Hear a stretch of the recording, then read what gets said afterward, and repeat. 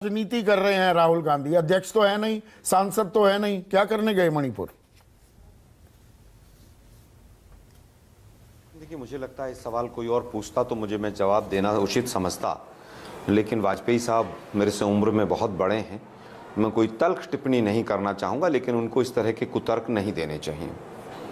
अभी वो कह रहे हैं कि कानून अपना काम करेगा। अरे भाई, वहाँ कानून होता तो वाजपेयी जी ये हालात होते क्या? वहाँ जो कानून अपना काम कर रहा होता तो हाई कोर्ट का डिसीजन आया, उसके 32 दिन के बाद 31 या 32वें दिन ऑल ट्राइबल यूथ फोरम ने एक मीटिंग बुलाई, वो भी राजधानी से 60 किलोमीटर दूर, और उसमें लगभग 50 से 60 हज़ार युवा इकट्ठे हुए।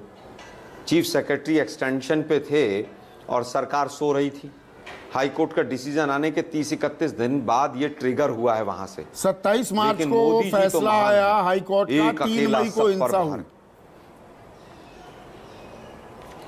मैं ये कह रहा हूँ 32 या 33 दिन के बाद, आप तो और 36 दिन बता रहे हैं संदीप भाई, बिल्कुल ठीक बता रहे हैं आप। मैं कैलकुलेट करने में थोड़ा सा मुझे था कि 29 मार्च का था, लेकिन इतने दिन तक सरकार सोती रही और राहुल गांधी तो कुछ है ही नहीं। क्यों जा रहे हैं वो? मतलब कहते हुए भी थोड़ी सी निर्लज्जता नहीं आती? इन लोगों को लज्जा नहीं आती है?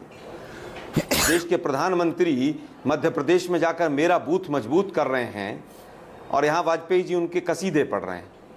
देश का एक हिस्सा जल रहा है, अगर वहां पर जाकर कोई हीलिंग टच दे रहा है, सरकार को कोई जगा रहा है, तो उसका अभिनंदन होना चाहिए वाजपेयी जी।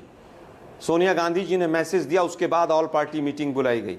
तो राहुल गांधी क्यों गए, मल्लिकार्जुन खड़गे क्यों नहीं गए? 19 लोगों में से नहीं। इसमें सवाल देखिए, राजनीतिक जो पहलू है वो इसलिए आ जाता है। राहुल गांधी ही क्यों गए, मल्लिकार्जुन खड़गे क्यों नहीं गए? और बाकी विपक्षी दलों को भी ले जाते। 23 तारीख को आप 15 दल एक साथ बैठे दिखाई दिए, लोकतंत्र को बचाने की लड़ाई की आपने दुहाई दी। देखिए, मैं उत्तर देता हूं संदीप भाई, मैं उत्तर देता हूं संदीप भाई।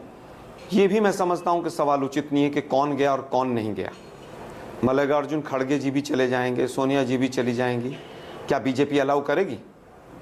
क्या बीजेपी फिर कहेगी कि हमने जो है मिसमैनेजमेंट किया है वहां पर?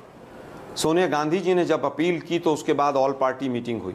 17 से 18 लोग उस ऑल पार्टी मीटिंग में थे, और देश जाने न्यूज 24 के माध्यम से कि 17-18 लोगों में से मात्र एक व्यक्ति मणिपुर का था।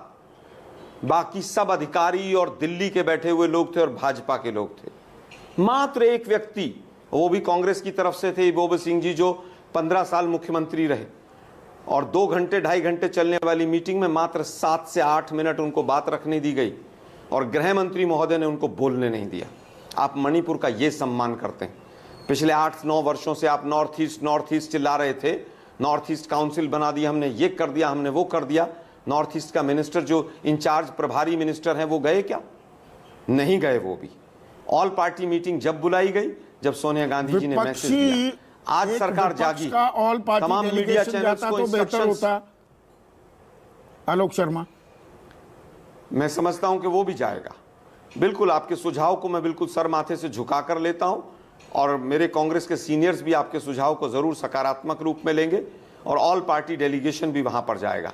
पर यहाँ पर राजनीतिक, अभी मैं उसी पहलू पर अटका हुआ हूं। ऐसी नब्ज है।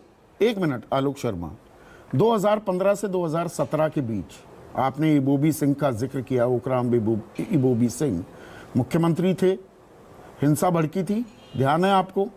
9 लोग मारे गए थे। एक बड़ी हिंसक घटना में 3 कानून पारित किए थे। उस वक्त राहुल गांधी गए थे तब मणिपुर?